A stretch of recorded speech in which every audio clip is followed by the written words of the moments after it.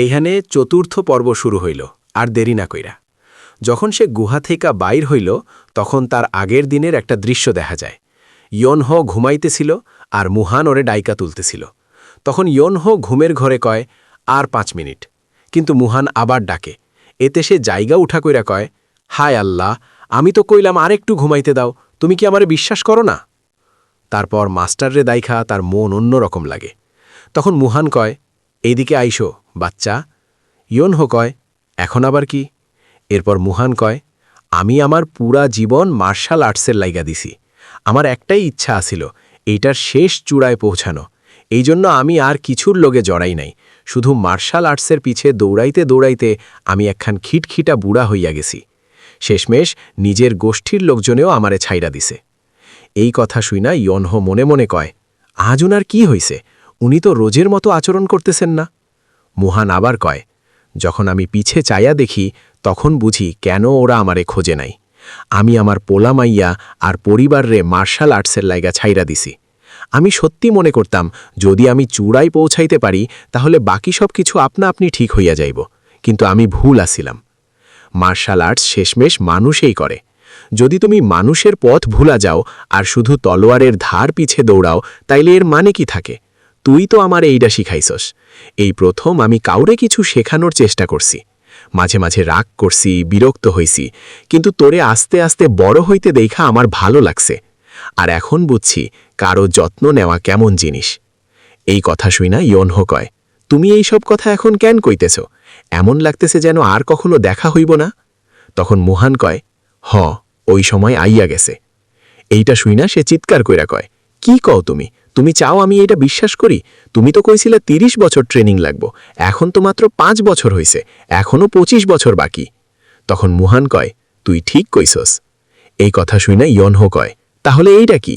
তখন মুহান কয়, যে ইনার কোর আমি তোরে দিছিলাম যাতে তুই না খাইয়া থাকতে পারোস, এইটা ধইরা রাখা এত সহজ আসিল না যতটা আমি দেখাইছি। এখন আমার শক্তি শেষ হইয়া গেছে, সময় আইছে আমরা আলাদা হইয়া যাই। এই কথা শুইনা সে কয়, কেন? তুমি আগে কিছু কইলা না কেন?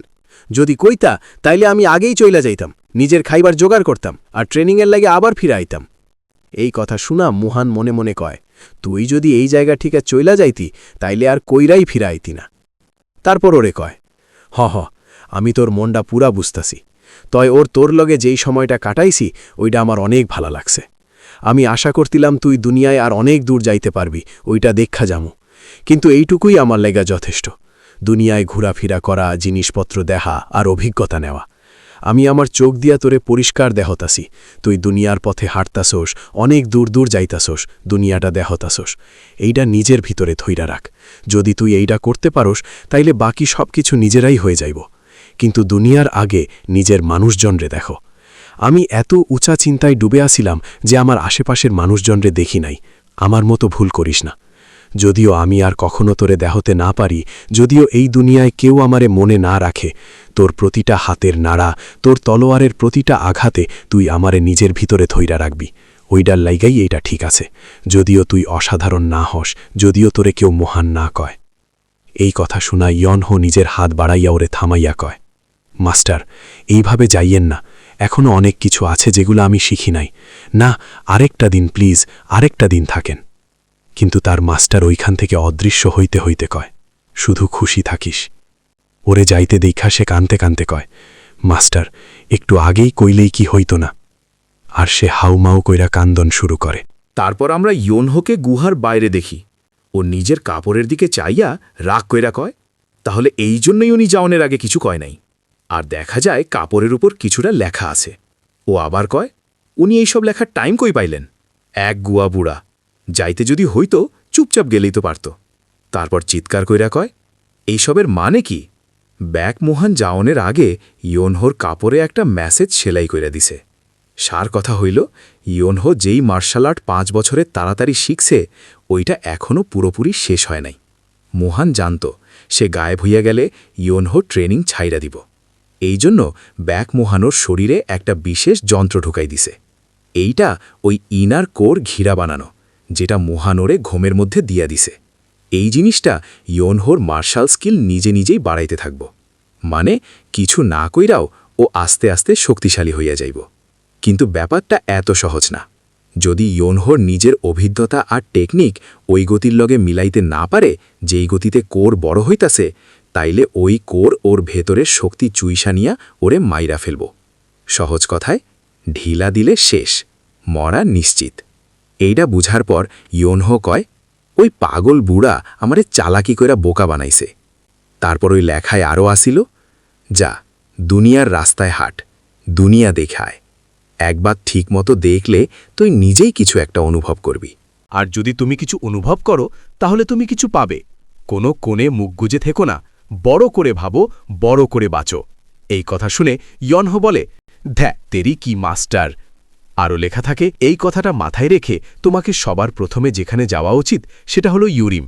রাজ্যের গ্র্যান্ড স্কলারকে খুঁজে বের করো এবং তাদের সঙ্গে সময় কাটাও। তুমি নিশ্চয়ই কিছু শিখে আসবে। আর ইউরিমের পর এটা দেখে তার মাথা ঘুরে যায় এবং বলে, তুমি সত্যিই সবচেয়ে খারাপ। তুমি চাও আমি কত জায়গায় যাই। তারপর বডি স্ট্রেচ করতে করতে বলে, হট, আমি তো সোজা বাড়িই যাচ্ছিলাম, কিন্তু এখন আমাকে এই সব মিটিয়েই বাড়ি যেতে হবে। তাই চিন্তা করো না মা বাবা, ভাই হয়তো ঠিকই থাকবে, তাই না? তারপর এখান থেকে যাওয়ার আগে নিজের মাস্টারকে প্রণাম করে এবং সেখান থেকে যেতে যেতে বলে, আমি আর ফিরে আসছি না, মনে রেখো। তুমি সবসময় আমাকে বিপদে ফেলেছ। আর এখন এই ইউরিমটা কোথায়, আর আমি সেখানে যাব কিভাবে? ইয়োনহো চলে যাওয়ার পর তার পেছনের গুহায় একটা সাদা ছায়া দেখা যায়, আর এটা তার মাস্টার, যে জোরে জোরে হেসে বলে, যদি সে দুনিয়ার ব্যাপারে না শেখে তাহলে মায়ের মতো শুকিয়ে মরবে। তুমি অন্ধকার ঘরে ঘুমিয়ে পচে যেতে চাও যেমন মমিরা যায়, আমি এটা হতে দেব না। যাই হোক, দুনিয়াটা অনেক বড়, আর তোমার মার্শাল আর্টস বাড়িতে থাকলে সেটাও নষ্ট হয়ে যাবে। দুষ্টু ছেলে, তোমার জন্য আমি খুশি ছিলাম, খুশি থেকো। আর তারপর সে ধীরে ধীরে অদৃশ্য হয়ে যায় এবং তারপর সময় কেটে যায়। আর পরের সিনেই আমরা ইয়নকে একদম খারাপ অবস্থায় দেখি। সে বলে, এক্সকিউজ মি, এটা কি বেগার সেক্ট? কাঠের ওপর বসা লোকটা মনে মনে বলে, এই মমিটাইকে দেখতে লোকটা কে? আর তাকে হ্যাঁ বলে। আর এ হলো ব্রাঞ্চ চিফ জাং এল। তাকে ইয়োনহো বলে, আমি এসেছি কারণ আমার কিছু প্রশ্ন জিজ্ঞাসা করার আছে। তখন জাং বলে, তোমার কাছে কি টাকা আছে? ইয়োনহো বলে, এটার জন্য কি আমাকে টাকা দিতে হবে? তখন জাং বলে, অবশ্যই, এই দুনিয়ায় কিছুই বিনামূল্যে পাওয়া যায় না।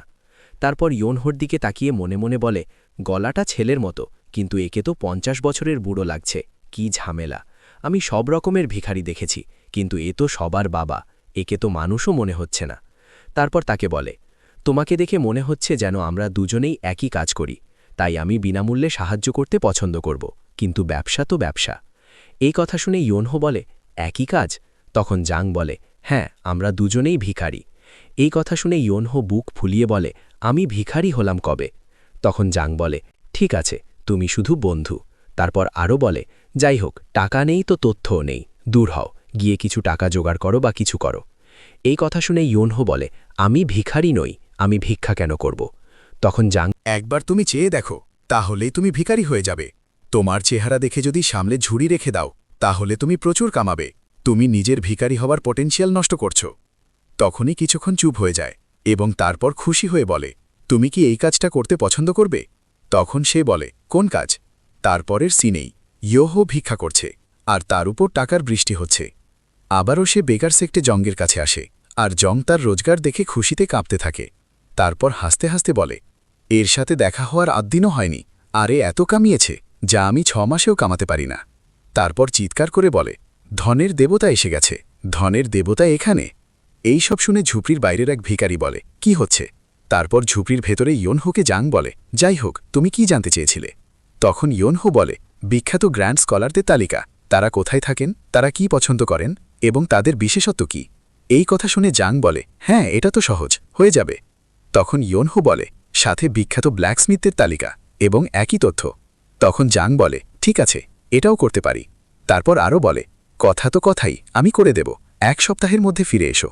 কিন্তু ইয়োনহো সেখানেই শুয়ে পড়ে বলে, আমার আর কোথাও যাওয়ার জায়গা নেই, কোনো কাজও নেই, তাই আমি এই শহরেই থাকব।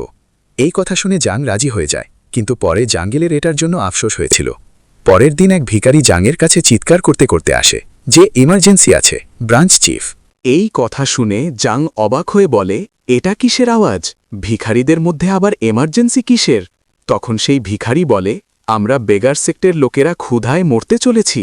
এই কথা শুনে জাং বলে, কি বকছিস? আর সিনটা বদলে যায় বাজারের দিকে। সেখানে অনেক লোক সেই 2 ভিখারির ওপর চিৎকার করছে। একজন লোক সেই ভিখারিদের বলে এরা কারা যারা ভিখারি সেজে অ্যাক্টিং করছে তো অন্য একজন লোক বলে চল ভাগ এখান থেকে আর আমরা দেখি সেই ভিখারি জাংকে বাজারের দিকে নিয়ে যাচ্ছে আর যেই সে বাজারে পৌঁছায় সে অবাক হয়ে যায় কারণ বাজারের লোকেরা বেগার সেক্টর ভিখারিদের বলছে তোমরা বদমাস যদি ভিক্ষা করতেই হয় তাহলে ঠিক করে করো একটু এর থেকে শেখো আর আমরা ইয়ন হোকে দেখি যে ভিক্ষা করছে একজন লোক বলে কি গরিব তো অন্য একজন বলে আমি আজ পর্যন্ত কাউকে এত খালি দেখিনি তৃতীয়জন বলে কিছু খেয়ে নে পাগল আর ইয়ন হোর ওপর টাকার বৃষ্টি হচ্ছে এটা দেখে জাংয়ের মুখ হাঁ হয়ে যায় আর ইয়ন হো তার কিলার স্মাইল দিয়ে বলে টাকা কামানো তো বাচ্চাদের খেলা আর এইভাবেই সে ভিখারিদের দুনিয়ায় হইচই ফেলে দেয় এই সাথেই চ্যাপ্টার এখানেই শেষ হয় আর সামনে এই গল্প আরও মজার হতে চলেছে এর পরের চ্যাপ্টারের জন্য এই চ্যানেলটিকে লাইক শেয়ার এবং সাবস্ক্রাইব করুন দেখা হবে পরের ভিডিওতে